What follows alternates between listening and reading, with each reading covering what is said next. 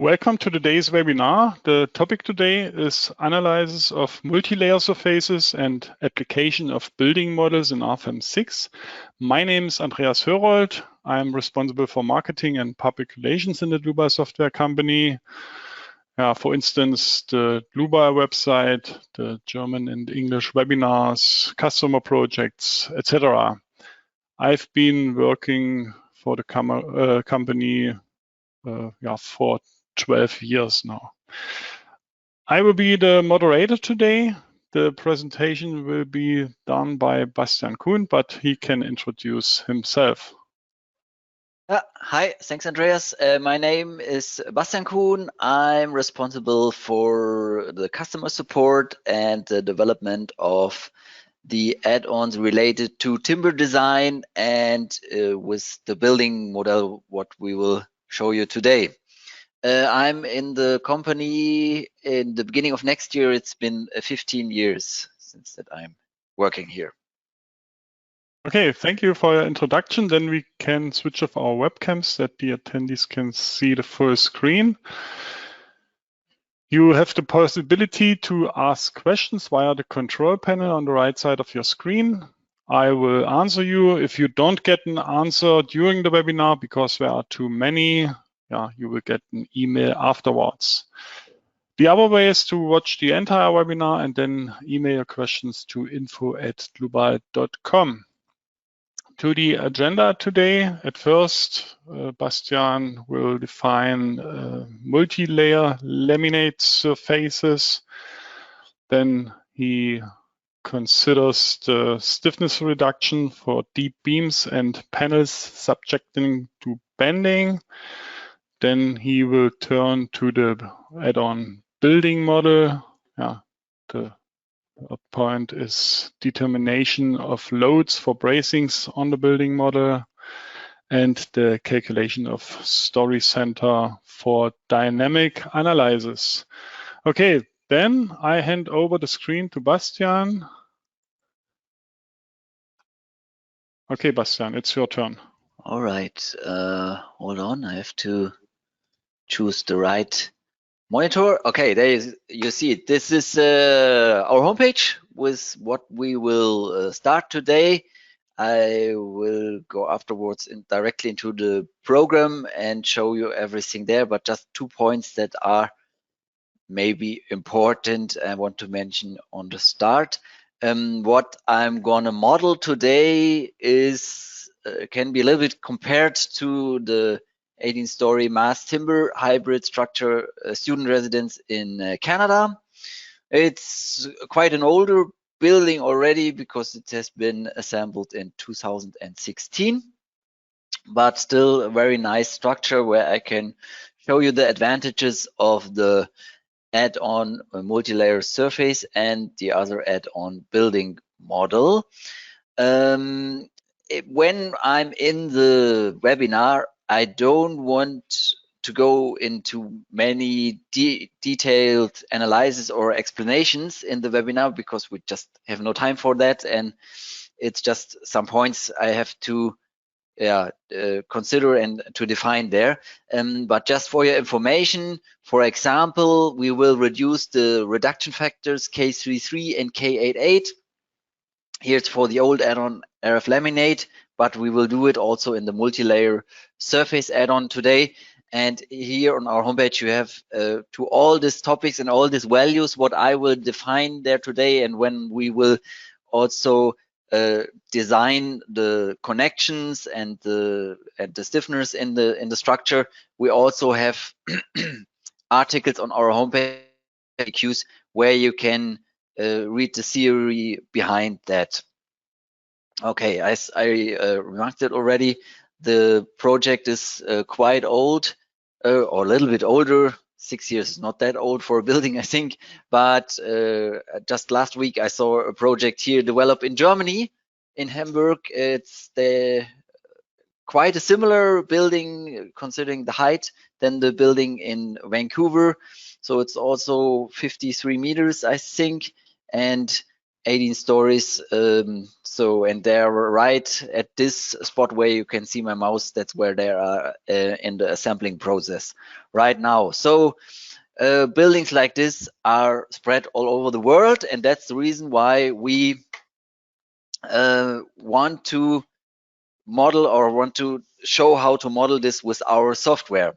First of all, that's the new RFEM 6, and we will define a new model there, and we will call it 2D, just to keep it similar to the models that you can download after the webinar in the link that we will show you via send you via email. Type of model, we will choose 3D as an add-on.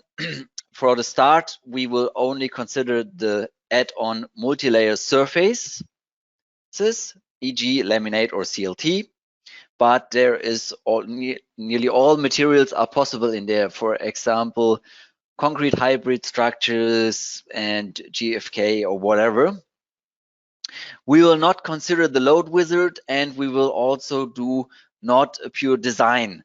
The design later on, for example, for CLT in future will be done for CLT in timber design. And yeah, if we have a concrete hybrid structure, it will be done in concrete and so on.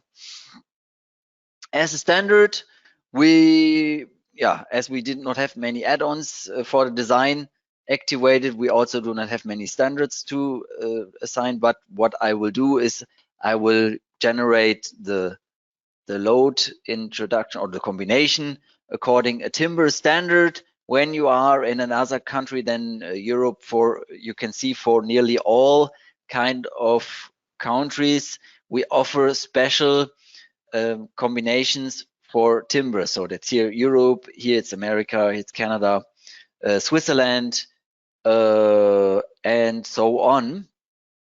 The main difference, if you compare the pure Eurocode with the Eurocode with timber, is that when you go to the editor here, you can activate a so-called deformation coefficient. That's nearly the same in all the countries.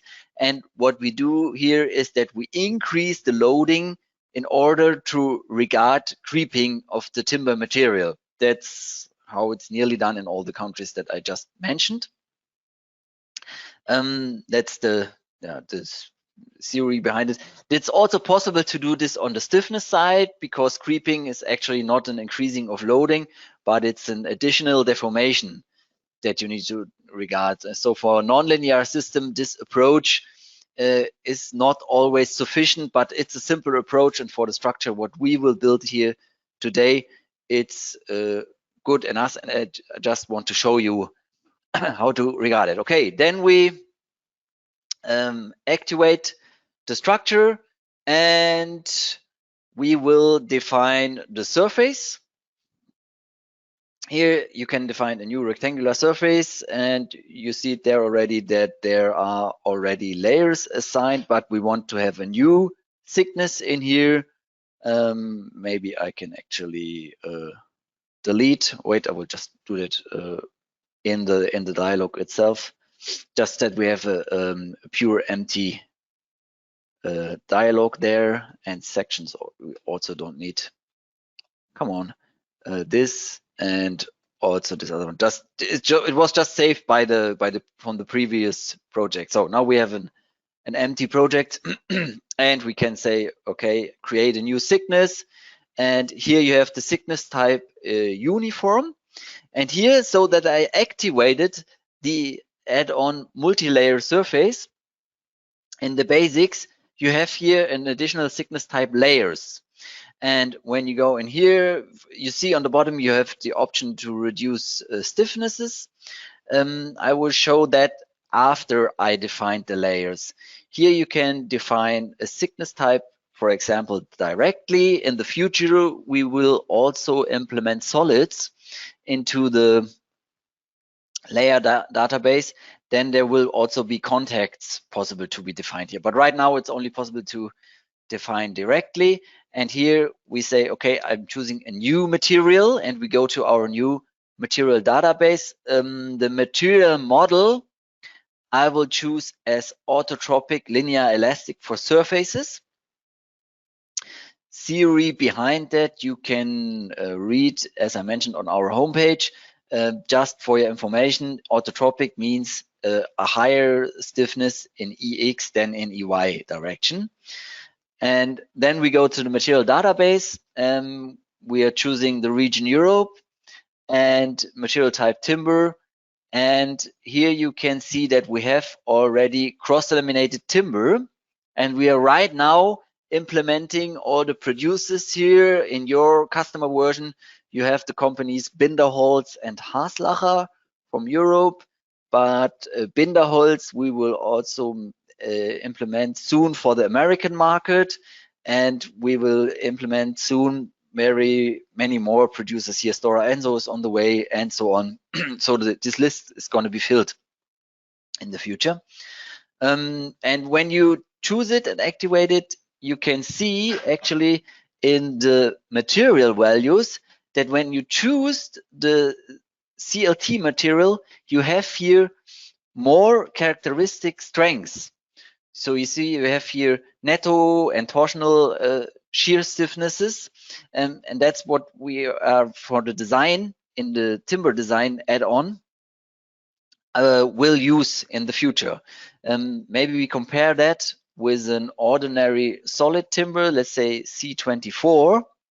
There you see we do not have this dividing into several shear strengths. Okay, and now we choose the normal ordinary C24 material. We make it actually user-defined for our approach because we say in the Y direction we do not want to regard any stiffness, because a CLT, what we are going to build here, has always, because of the cracks in due to the dry process, it has no stiffness in the secondary direction. That's why you define it here with 0.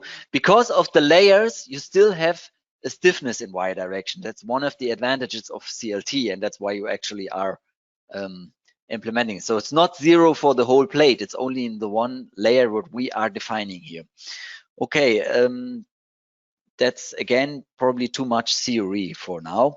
Here we are using 10% of the shear modulus because that's just determined by the standard. Okay, then it's defined, and I'm defining a thickness of 35 millimeters, and you see here that we have a rotation angle that you can define any angle you want, let's say 45 degrees or whatever, 90 and so on, but we will use for the first layer a rotation of 0 degree. Okay, then we want a 5-layered plate. We do this 5 times. And for the material, I will actually define just the C24 again, just to have it in a different color. It just makes sense later on in the rendering. I will show you that directly, but in the end, it's actually the same material. It should also be user-defined and have this 0 stiffness in this direction. Okay, 35. And then here we will choose this again and this there. And so now we have the orientation of the top layer 0 degree and the bottom layer, the middle layer 90 degrees. That's the usual setup of such a CLT. And now, because I showed you the FAQ, because of the timber behavior, you need to reduce the stiffness, mainly for the values K33 and K88. These are usual values, what you will normally have. We can take this here, so 0.67 and 0.6 for K33 and K88. Sometimes customers are asking us about the shear correction factors. That's actually calculated by the software, but of course you can definitely also define your own modifications here if you want. But yeah, as I said, there's also an FAQ where this is explained in detail. Okay, now the thickness is defined and we can start the modeling process. Go into that direction, keep the origin. And so the building has a length of 55 meters. and each plate should have a width of 3.5 meters. Therefore, we will edit the node and say, okay, here we want 3.5. Everything bigger than this, it's just not possible to be transported to the job site. The orientation I wanted to show you as well. So you see here when you go to surfaces, surface axis system. So you see 0 degree is now our axis system. So that's the correct angle we have defined here. And also the rendering I wanted to show you. The reason why I chose a different color for the second surface. So that's here when we took this. You do not see that much, but when you go to colors of rendered object, you see now that you can see the hold on, we need to go to material, and now you can see the different colors over the layers. Oh, so now it's better to see, I think. Okay,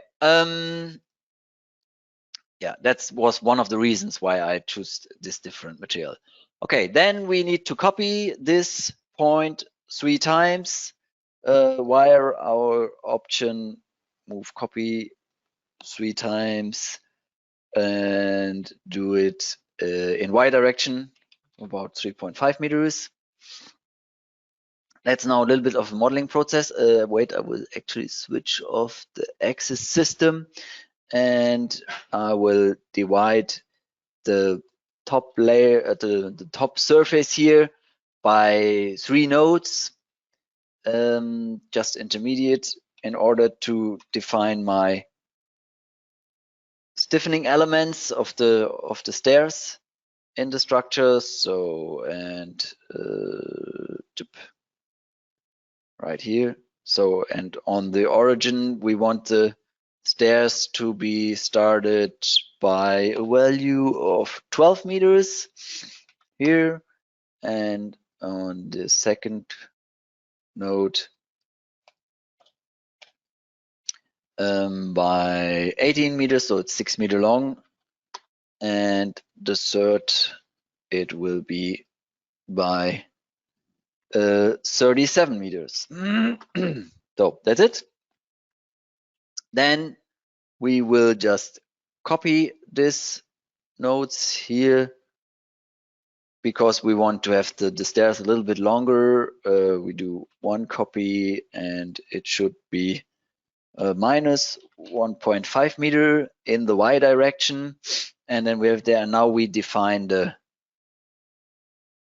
outlines of the stairs, and then just will also copy this to the right side. Whoopsala. So, okay, then we will just cut that. So, and via right click on the surface, divide the surface by the intersections, by the intersecting lines. So, and now we have the kernel there. So there you can see it probably better in the rendering. So, and what else are we going to do? We deleted the lines. Now we will, we have the facade of the structure is 40 centimeters on the outside, but the structure itself is more on the inside. Therefore, we will copy the outer line by 1 copy and do this by 40 centimeters in this direction. Oh, wait, I made actually, no, I did not make a mistake because it's not intersecting. Yeah, it works fine.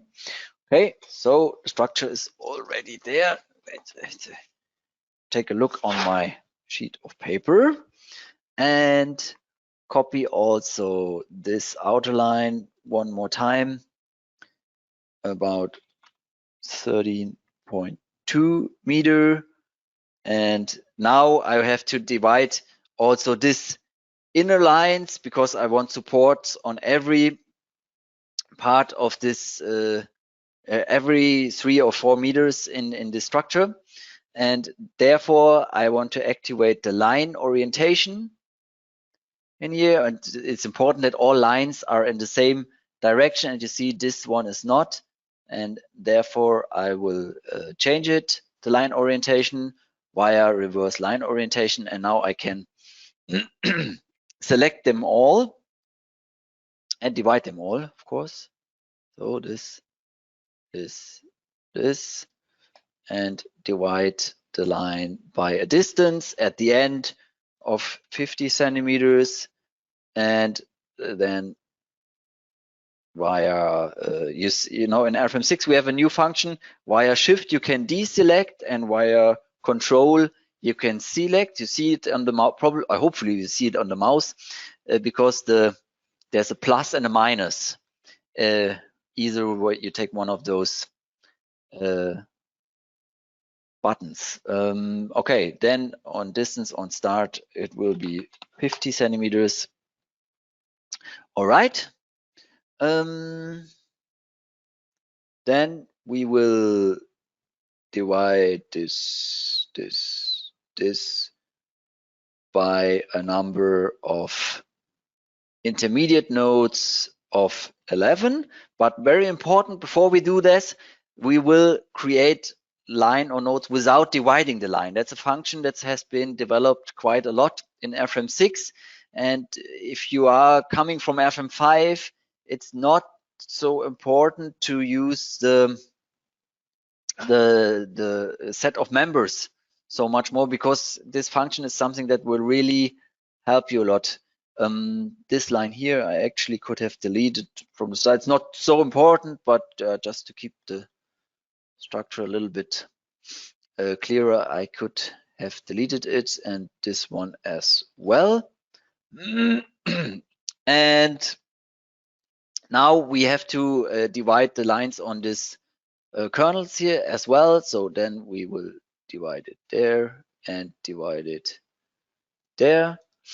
And now we will just, copy this line, this node and this node, because this is where our foundation or our columns are placed then in the next step. Right, move copy, and we do one copy, and by again minus 3.1 in the y direction, and then it's there. All right, so that's now fine to me.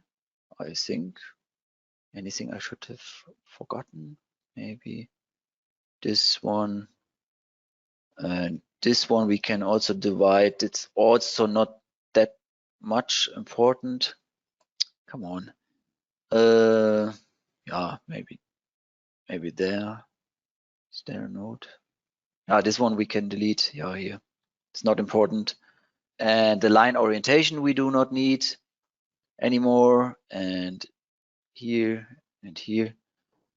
So these nodes we can all just grab. Oh no, we should have also deleted this one here, here, and oh, that's not so good, because we should have divided it before. Okay, so now it should work. Man, so okay, that's just now just cosmetics, but it helps because of this building, of this 2D structure. We will create the 3D building afterwards. Okay, that's all done. And now we can define the line hinges, and that's a very cool new function in RFEM 6, because if you remember RFEM 5, it was quite a pity to define line hinges, and that has been developed very nicely, in my opinion.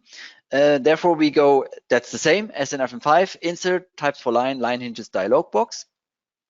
But when you are in here, you have on the right side assigned to surface and lines. So it automatically assigns the lines to the surface that you need, and you do not need to click on the surface, say okay, and go back and again, and then you have hundreds of line hinges. We will just create one line hinge for the whole connection of the CLT plates. You see, you know that the first CLT plates need to have a slippery compared to the second one, and so on. So that cannot be bending stiff for the rotation. We also will define the slip of UX and UY. Theory behind that, as I said, is explained in the FAQs. It's quite a low stiffness that I define. It's probably something, a small nail every 40 centimeters. That's what you can compare actually the spring constant with. Rotational constant in the history, we used to define their value of 0 or near 0, but newer approaches from the universities show that there is also quite a higher stiffness possible. Maybe not in compared to the translational stiffness, but it can be higher than 0. That's just what the new approaches give us. So, and now I made a mistake because I ended the command. That was, yeah, you know, that's so you stay in this window, and then you say, okay, assign to lines and surface, and then you choose the surface, and now you choose the lines. That is not so so terrific, but now when you press OK, you can select it again and do not have to define the whole hinge again. So that's something that's yeah, quite a new and cool functionality. So here, okay, and now the next one, this, and then that's it. Okay, this and this and this. We will also define those hinges. So now they are there, you see. They may be a little bit small, therefore we have this new function you also can have for supports, for any kind of graphic objects. You can increase the size of them, especially for this webinar, it's quite important. On the stiffening element where the stairs are running, which is made from concrete, for the 3D building, we also need this line hinges, but for the 2D building, we do not need that. And there we will define line supports, but the line supports have actually the same stiffness than the line hinges have. So I define it here in the same way. And of course, I want the support in that direction. That's something what we sure want. Hold on, I made a small mistake. And the coordinate system should be oriented in local direction. Okay, then I can define them, and now they are assigned with a slip. Tuck. Oh, that's did not work. This one, this one, this one, and this one. Okay, so now the supports are there, and we can take care about the nodal supports that are in the 3D building, the columns. They should only bear load in that direction, not X and Y. Right, right, right. So, and then we go there, this, and zoom a little bit in, this, and this, and this. Okay, now it's supported, and we have to take care about the load. The first load case self-weight is already assigned. I will also define an additional self-weight load about 1 kilonewton per square meter over the whole structure. Say okay, and then we have it there. And we will now also define live loads, but just on the CLT plates 1, 2, 3, 4, not in the X direction. When you do a practical example of this, you definitely should have done it also in the X direction, not only in the Y direction. But for our NDAvers here, this will be okay. So we define 4 more life load cases with a load duration class of medium term, and we will define 1 new load case for wind load. What we also will define there, say okay, and then go to the load case 2 and define this in every field. We will define a life load of 1.5 kilonewton per meter. Again, we're using the same intelligence as in the line hinge. Apply a next, and then we go to the load case 3, do the same there, assign it. So the logic or the modeling process in RFEM 6 can be speed up quite a lot, because you do not need to leave the dialogues or not so often anymore than you needed to do it in RFEM 5.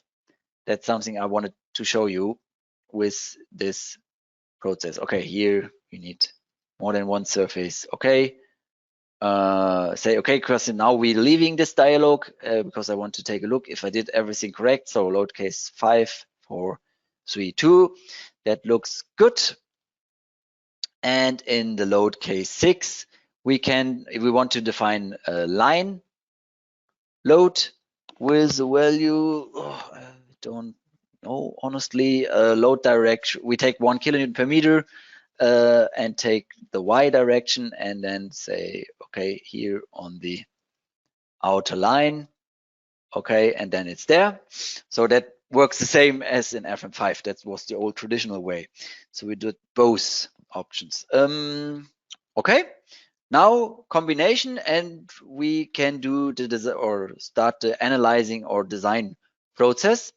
Take a short look to load cases and combination. The combination wizard is on. Here, design situation, I will just do ultimate limit state and quasi-permanent in order to regard a creeping. You see there's the factor that I showed you on the start. Here we will do a combination according first order theory, because we are in a 2D position and we did not define any kind of imperfections and so on. And because of this, design combinations are done. They can be compared to the old envelope of result combinations. It's just that they are done automatically and can be used directly for the design process. Now, when we calculate, for example, the first design situations with all the with all the combinations inside, we can take a look how much there are. So 47. And you see that all the combinations are calculated in one step. If you compare this to RFEM 5, there was always every combination calculated after the other. So the speeding up process for such a structure related to the combinations can be quite significant in RFEM 6. Okay, now we have the results. First of all, okay, deformations, that is in this 2D structure, maybe not, I mean, it's in information, but for example, if we look for the load case 6, the wind load, it can maybe be a little bit more interesting to see the results just in horizontal direction. And so you see it's like, yeah, bended in this way into the plane area. When we then look for the supports, you see that you have the support forces. You need to connect via connectors to the concrete kernel of your structure. Also, the plates inside each other need to be connected, or as we defined the slip, they are connected via screws or something like this. And you can also design them in here, and therefore you go to in the result navigator, releases, line hinges, forces. Actually, what you want to verify in there is the normal force inside. So you see the maximum you have, yeah, right here in the middle. That's logic, I would say, with a value of 0.4 kilonewton per meter. That needs to be yeah, built by connectors, screws, or whatever you are defining there. And now if you want to know the sum of force that is in there, you can do this also via right click result diagram. Hold on, we can go maybe directly onto the line. It makes maybe more sense. There are now, you see, quite long, quite a lot of values that can be a little bit confusing. What's the reason for this? The reason is that it's showing you the forces for all the lines attaching to the surface. And so for our endeavors, when we look in here, we definitely want it just for the line 43 on the surface 5. So, and then it looks quite better, I think. You also already have a length of 54 meters. The reason for this is that we reduced it on the by 50 centimeters on the start and end. And now, as I said, we want to have not deformation. That's not our interest.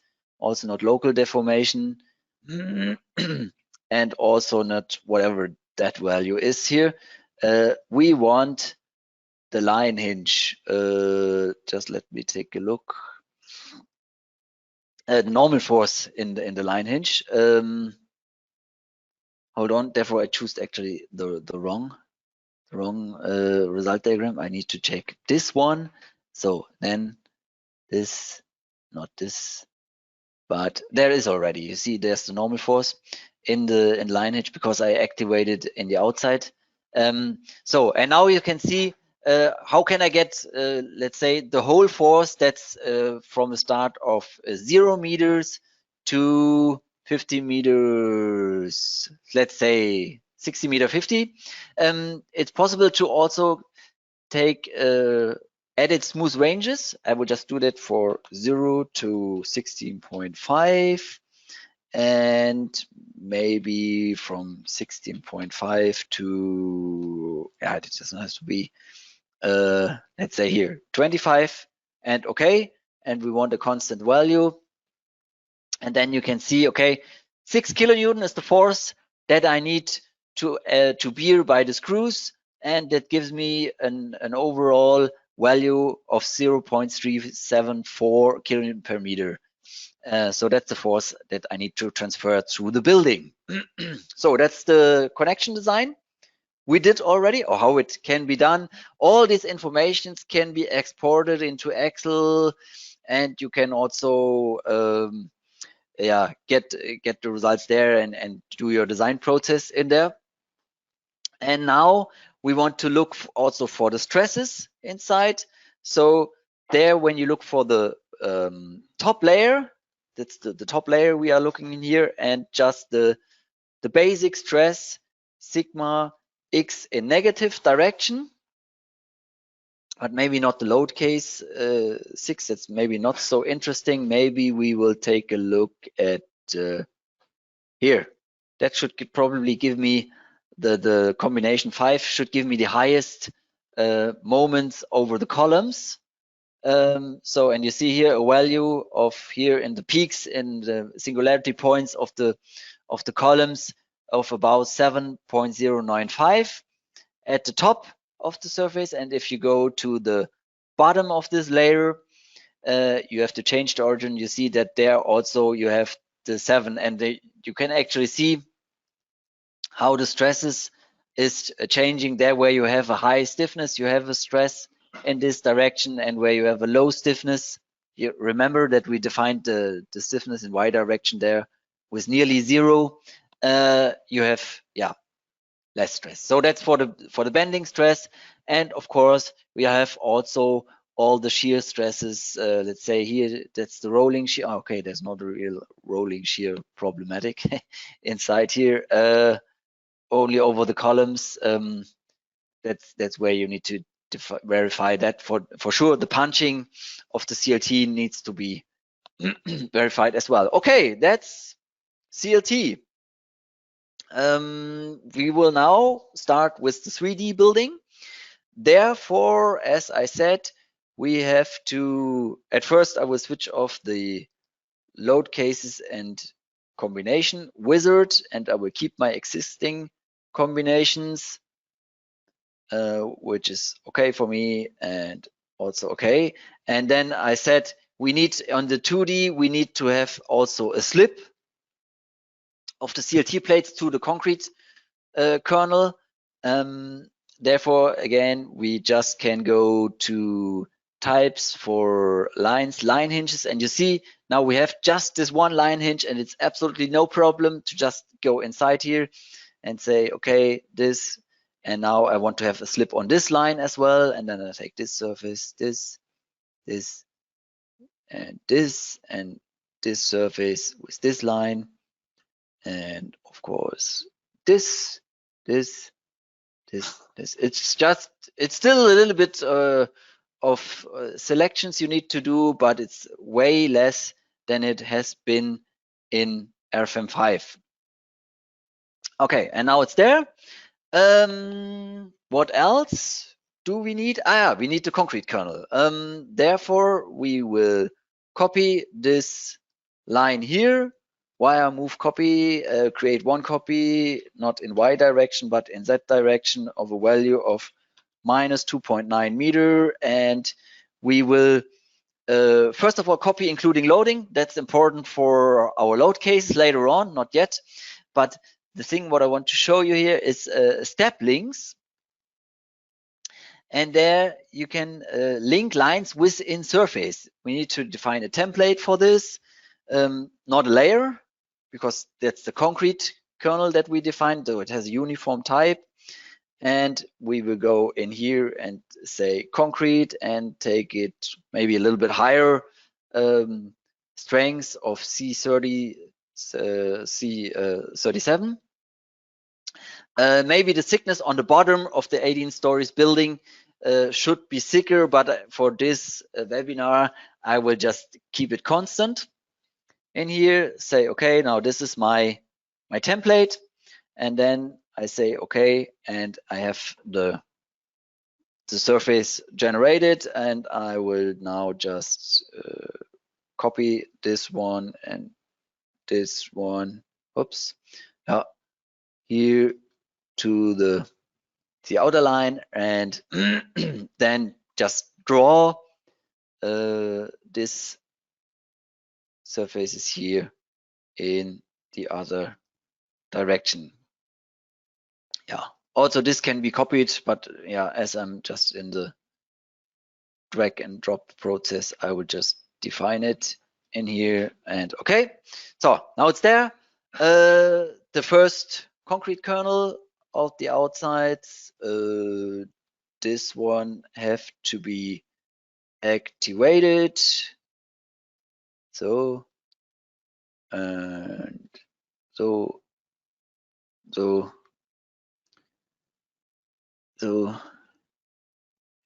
now then we will, did I activate all of them? Yeah, I think. So then we go in that direction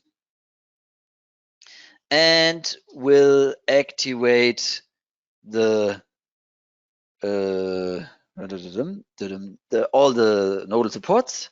We are, again, I'm using the control function for this because it's quite a nice function. If you are again coming from RFEM 6, RFEM 5, this process, what I'm doing right now, would not really work in RFEM 5 because now I can only activate additional objects and still keep the surfaces selected. So this one I missed here. This one we need. This, and this. Okay, that I did not grab, but everything else I have. And now I can just go in here and say again, move copy. Now I'm copying all the stories, 18 stories on the bottom, and in the, so copy including loading is now important. And now the step links, we will not copy the surface, but we will use a template of the members inside. In the first floor of the structure is made from concrete, but all the others are made from timber. That's why we choose as a template now the timber section in here. We choose a massive section with the value of 35 by 30, oops, not 3 meter 50, but 35 centimeters. And as a stiffness, we will use timber and a little bit better material from timber for glue laminated timber, GL28C. All right. Hinges we will also define, because we are the beams, the timber beams cannot be connected without a hinge usually. Just a moment rotational we will give the freedom, and we do it the same on start and end of it. So that's it, and then we say okay. Wait a few seconds, hopefully. And then the structure is there. Maybe put the rendering on. So that looks quite good to me. The top story, okay, here, that's the reason why I activated before. That can be deleted now, and now we have the concrete kernel and all the CLT plates on the other side. One part I have inside here, the supports in the upper levels I don't need. I can delete them via right click, nodal support, delete assignment. Now they are deleted, and in the bottom I can change them, the supports, because as I said, in the bottom I will have concrete columns, therefore the nodal supports can be changed to fixed supports. They may be now in this 3D structure a little bit less visible, and here again we also have this little range and can increase the size maybe a little bit. Okay, I will keep the nodal supports here on the bottom as they are, but the surface, the CLT surface on the bottom, they do not make any sense. Therefore, I will keep those surfaces in here and delete them.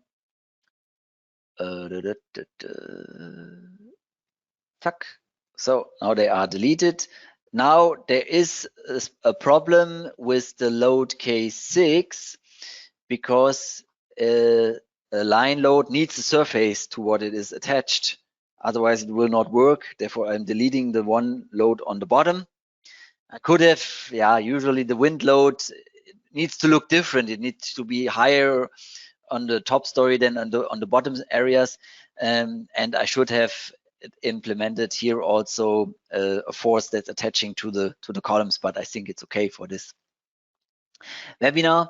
And then what else I need to do is to take these columns here and make them from concrete. So therefore I go members, edit, and section. I will use a new one, and that will be 40 centimeters by 40 centimeters. So a little bit bigger, but the horizontal force is not that low. I will take it just the same material than the kernel. The hinge at the end, I can then, at the start, actually, no. At the start, I have no hinge. At the end, I will probably have a hinge because there's a CLT plate on top. Yeah, that's how it should work. So you see, that's this point, and maybe we will just take a short look to the load K6, because this is our horizontal deformation, and then we go to the building model.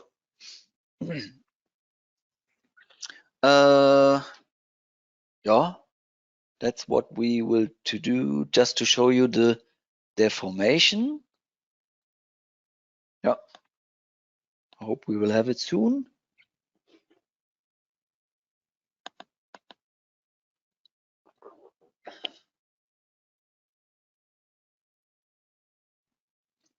I don't know, as there a surface inside, usually it should go a little bit quicker. I mean, it's not that smaller structure now.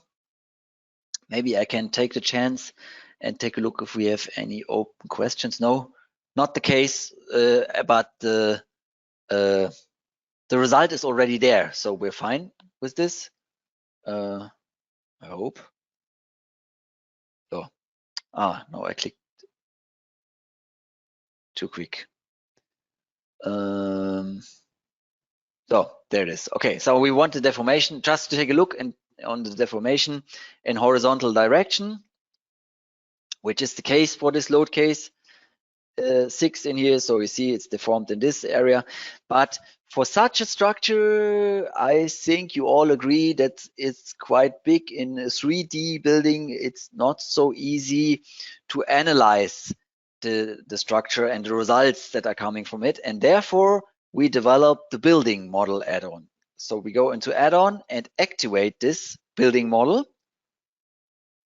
We say, okay, don't need to change anything else. And it looks now also quite similar to it was before. But now that we activated this add-on, you have here on the bottom a new entry building model. And then you say, okay, new building story. And then we say, okay, the bottom can be 0 and the top of the first story should be -29. You have here the option to show it also directly in the graphic, what the software is doing. So you see now we have a story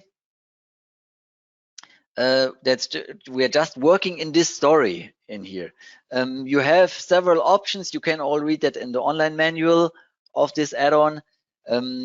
Just for your explanation, your rigid diaphragm, I will show you probably right in the first story, because then it's possible to see it.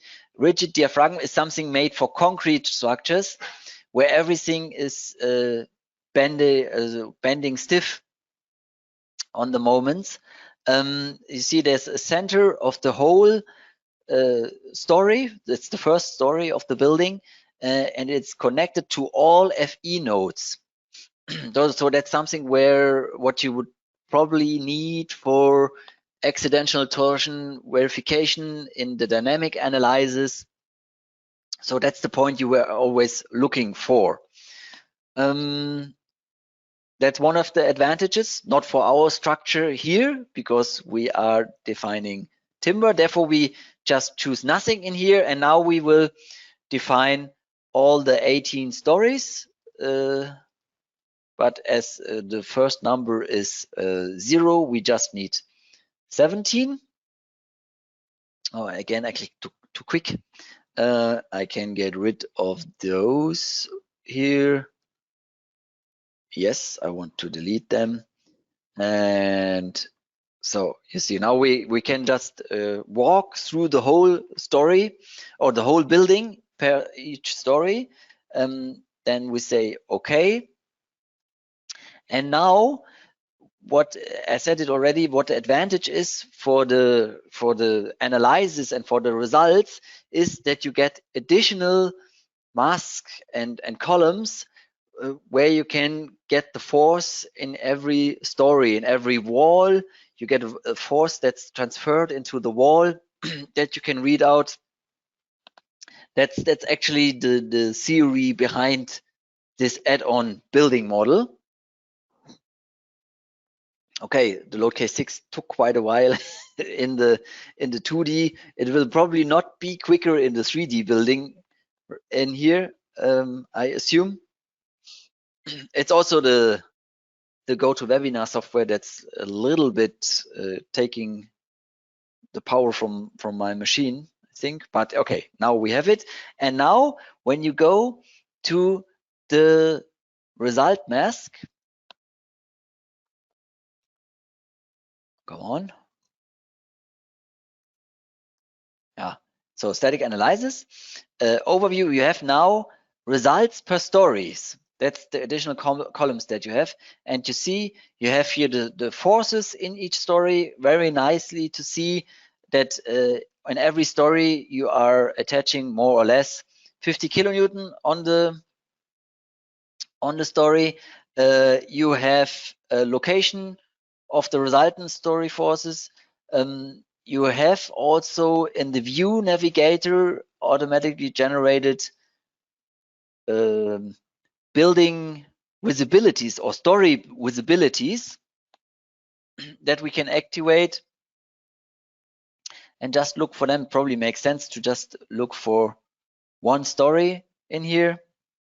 You have a location of a resultant story forces. So the point that I showed you with the rigid diaphragm, you also see the result, or you have a value of your resultant story in each force where you can attach it, and that you can define the deformation of each story you have. So you see on the top it deforms more than on the bottom, obviously. You have the center of the mass and the rigidity, and you also have the masses that are acting in your structure, and that I mentioned already. You have the forces in the shear walls. Oh wait, it did not activate my visibility. It would have been more impressive when we show that just for let's say the second story, the second floor.